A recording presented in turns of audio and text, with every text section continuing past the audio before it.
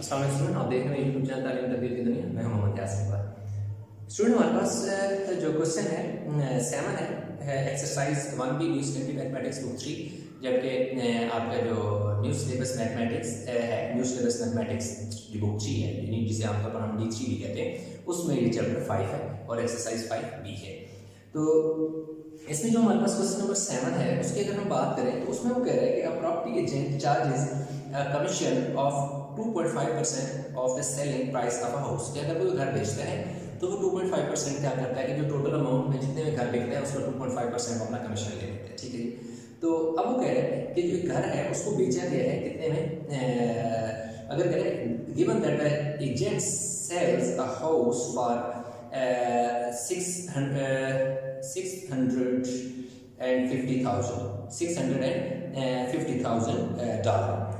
650,000 dollar में। तो अब हमें बताना है कि अमाउंट ऑफ कमीशन उससे कितना मिले, और बी पार्ट हम बाद में मैं आपको बता दूं क्या है। तो क्वेश्चन नंबर हमारे पास आ गया 7। ठीक है, तो हमारे पास सेल प्राइस ऑफ हाउस जो है, सबसे पहले हम लिख लेते हैं कि सेल प्राइस जो है ऑफ अ हाउस कितनी है। वो है जी 6,50,000 डॉलर में उसने क्या कर दिया, घर को सेल आउट कर दिया। नेक्स्ट कहते हैं कि percentage of commission, percentage of commission कितनी है, वो क्या 2.5% है। अमाउंट ऑफ कमीशन यानी उसने कितने पैसे कमीशन के बने, अमाउंट ऑफ कमीशन ये तो परसेंटेज है ना, हम देखेंगे कि 2.5% कितना होता है। 2.5% of total sale price that is 6,150,000 dollar. 2.5 over 100 multiply by, यानी जिस नंबर के साथ परसेंटेज होता है उसके नीचे 100 लगा दो end of mean multiply and 650,000 dollar. इनको से कैंसिल कर दो तो 2.5 मल्टीप्लाई बाय 6500, जस्ट इसको सिंपलीफाई करोगे तो आपके पास कितना आ जाएगा जी 16,250 डॉलर उसको क्या मिलेगा, कमीशन मिलेगा। Given that find the commission और कमीशन, तो कमीशन कितना है, अमाउंट ऑफ कमीशन 16,250 उसको कमीशन मिलेगा। अब वो नेक्स्ट जो पार्ट ए था, अब पार्ट बी में ना थोड़ी सी उसने क्वेश्चन को चेंज कर दिया, थोड़ा सा उसकी नेचर चेंज कर दिया। उसमें कह रहे थे अमाउंट ऑफ कमीशन, मैंने फर्स्ट करो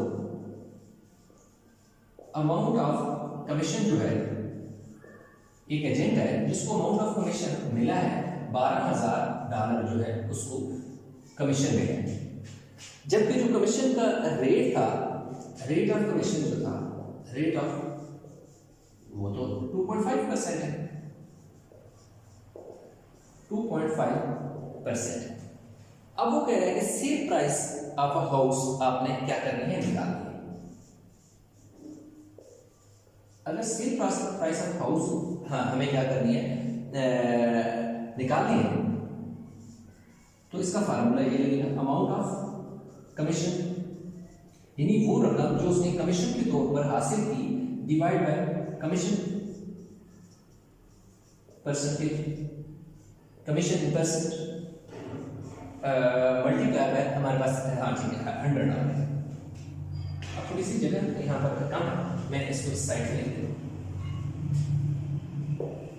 अमाउंट ऑफ कमीशन कितनी है जी 12,000 डॉलर, 12,000 उसने क्या किया, कमीशन हासिल किया। परसेंटेज ऑफ कमीशन कितनी है 2.5 है, मल्टीप्लाई बाय क्या है जी 100। तो क्या करेंगे, हमारे पास 12,000 multiply by 100 divide by 2.5, 480,000 dollar. 480,000 dollar में उसने क्या कर दिया, घर को सेल कर दिया। तो सेल प्राइस जो हमारे पास आएगी वो 480,000 डॉलर आएगी। अब इसमें हमने क्या किया कि उसने थोड़ा सा क्वेश्चन को चेंज कर दिया। क्वेश्चन को जब चेंज किया तो उसमें उसने हमें कमीशन और परसेंटेज ऑफ कमीशन बता दी, सेल प्राइस हमें निकालनी। तो अगर आपके पास सेल प्राइस निकालने को कमीशन भी दिया हो और कमीशन का रेट भी दिया हो तो सेल प्राइस निकालना इतना मुश्किल है, ये फार्मूला आप याद रखें। कि जो कमीशन आपने total amount of commission divide by percentage of commission multiply by 100%, commission 12,000, rate of commission 2.5 and then multiply by 100, तो हमारे पास इसका आंसर आ जाता है। तो इस तरह हमारा जो क्वेश्चन नंबर 7 है वो हमने कंप्लीट कर लिया। इसी तरह हम क्वेश्चन नंबर 8 भी करेंगे। पीछे वीडियो के पास स्क्रीनशॉट ले लें ताकि नेक्स्ट हम मूव करें अगले क्वेश्चन।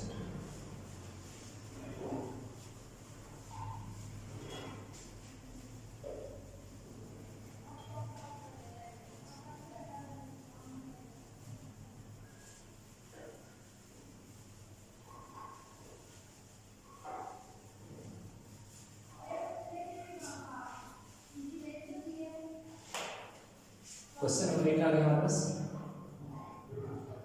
अच्छा, क्वेश्चन नंबर 8 में वो क्या कह रहा है?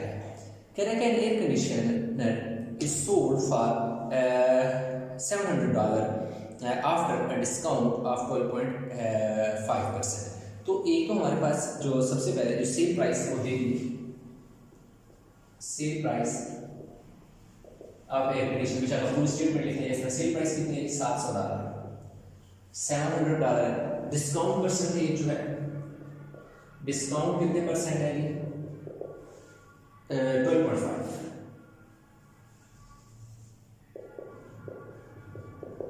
12.5% जो है हमारे पास इसका डिस्काउंट है। तो हमने निकालनी है जी इसकी find the mark price of that company. Mark price हमने निकालनी है, mark price is equal to sale price discount percentage into 100। अच्छा, हमारे पास सेल प्राइस कितनी है? यहाँ से 700 है और 12.5 है मल्टीप्लाई बाय 100। तो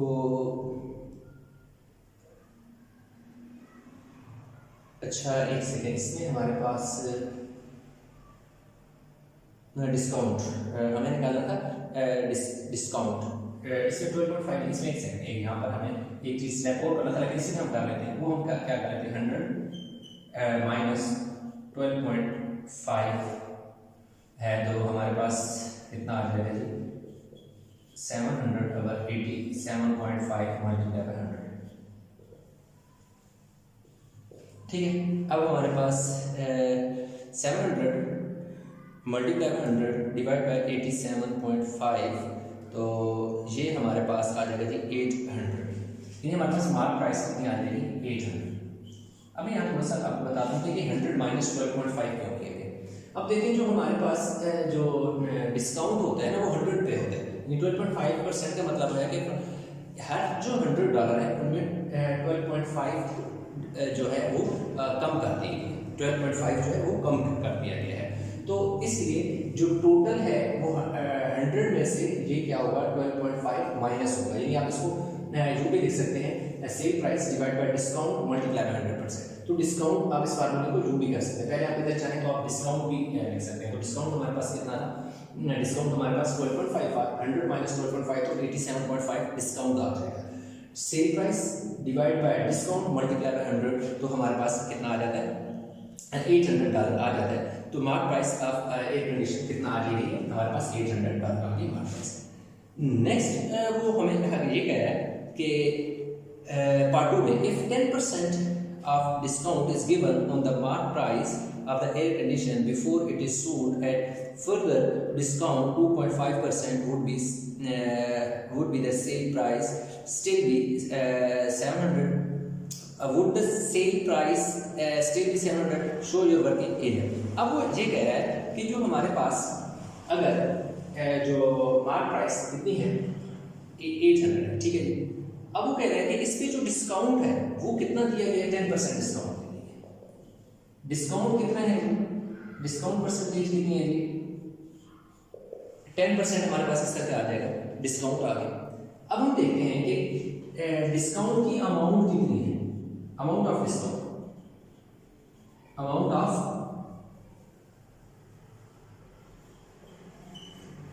ऑफ डिस्काउंट कितनी है?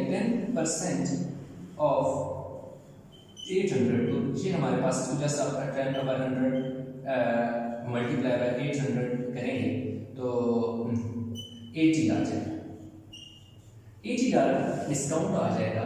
तो 80% डिस्काउंट आ गया।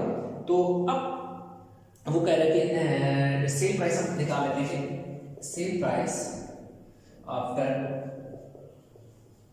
10% डिस्काउंट, यानी कि 10% अगर डिस्काउंट, ये पार्ट 2 हमने स्टार्ट किया, अगर 10% डिस्काउंट हो तो सेल प्राइस कितनी होगी, टोटल 800 जो है डॉलर मार्क प्राइस है, इसमें से $80 उसमें से क्या हो जाते हैं, माइनस कर देंगे। क्यों कि 800 मार्क प्राइस है, 800 हमारे पास मार्क प्राइस है, ठीक है। अब बेशक इसमें भी एक और स्टेप कर सकते हैं, mark price is equal to $800 per day, उसमें से 10% डिस्काउंट दे दिया जाए तो वो 720 में बिकेगा। अब वो कह रहा है कि फर्दर 12.5% डिस्काउंट दे दिया जाता है, इधर गया जी, it is sold at a further discount 2.5%, 2.5% further discount. देखो जो हमारे पास फर्दर डिस्काउंट कितना है, further discount percentage of further discount of पहले की 2.5%, अमाउंट ऑफ फर्दर डिस्काउंट यानी जो मजीद डिस्काउंट दिया गया उसकी अमाउंट कितनी बनती है, 2.5% ऑफ 720, यानी पहले 10% डिस्काउंट दे दिए गए हैं, कह रहे हैं कि 10% डिस्काउंट देने के बाद मजीद 2.5% सेल में उसको मजीद डिस्काउंट दे दिया गया। तो मजीद 2.5% अगर डिस्काउंट दे दिया गया तो उसका 2.5 कितना बनता है, चेक करते हैं, इनको सिंपलीफाई कर लेते हैं। 720 मल्टीप्लाई बाय 2.5 डिवाइड बाय 100, 7.25 18 कितने बचते हैं, $18। अब हम क्या लिखेंगे, sale price after further 2.5% discount कितनी हो जाएगी, 720 पहले था जिसमें से $18 मजीद उसको डिस्काउंट दे दिया गया है, तो $702 क्या हो गया है, उसको सेल प्राइस आ जाएगी। जब पहले 10% डिस्काउंट दिया फिर 2.5% अगर डिस्काउंट दे दिया जाए तो टोटल जो डिस्काउंट हो जाता है वो कितना हो जाता है, टोटल रकम कितनी हो जाती है, 702। तो अब वो ये कह रहे हैं कि क्या सेम जो प्राइस सेम है, would the sale price B same, क्या अगर पहले 10% दे दिया जाए और उसके बाद मजीद 2.5 दे दिया जाए तो क्या वो सेम अमाउंट रहती है, तो know the cell price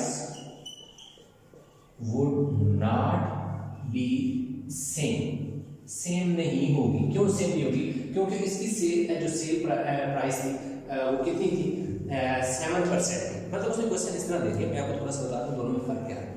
discount दोनों में क्या है, 12.5 है, लेकिन एक में एक साथ है, मतलब 12.5 इकट्ठा उसने दे दिया इनिशियल में, कह रहा है 12.5 इनिशियल में दे दिया, टोटल डिस्काउंट दे देता है 12.5% दे देता है, जो कि टोटल 800 था तो 12.5% टोटल डिस्काउंट दे देता है। तो कह रहे हैं कि मार्क प्राइस 800 और सेल प्राइस 700। कह रहे हैं कि अगर वो पहले 10% डिस्काउंट देता है, जब पहले 10% डिस्काउंट दे के जो रकम बचती है ना, कहते हैं कि सेल में मजीद 2.5% दे देते हैं। किस अमाउंट पे दे देता है, उस अमाउंट पे जो 10% चेंज होने के बाद है यानी डिस्काउंट। तो टोटल हमने पहले से किया कि अगर 800 है तो 10% डिस्काउंट किया जाए तो कह रहे 720 बन जाती है, मतलब पहले 10% उसने डिस्काउंट दिया तो $720 हो गए। अब कस्टमर कहते हैं यानी कि वो मजीद 2.5 कहते हैं, चलो मैं आपको और दे देता हूँ इसको। अब 2.5 को किस पर देगा, 2.5 उस वैल्यू पर दे रहा है जिस पर वो ऑलरेडी 10% दे चुका है। तो 10% वो दे चुका है 800 पे, जब 800 पे 10% डिस्काउंट दिया तो 720। अब जो नेक्स्ट 2.5% देगा वो इस अमाउंट पे देगा, यानी जो 10% डिस्काउंट होने के बाद वाली रकम है उस पर वो मजीद 2.5 देता है। जब मजीद 2.5 देता है तो $18 आ जाता है, तो इसमें से 18 निकाल लो $702 आ जाता है।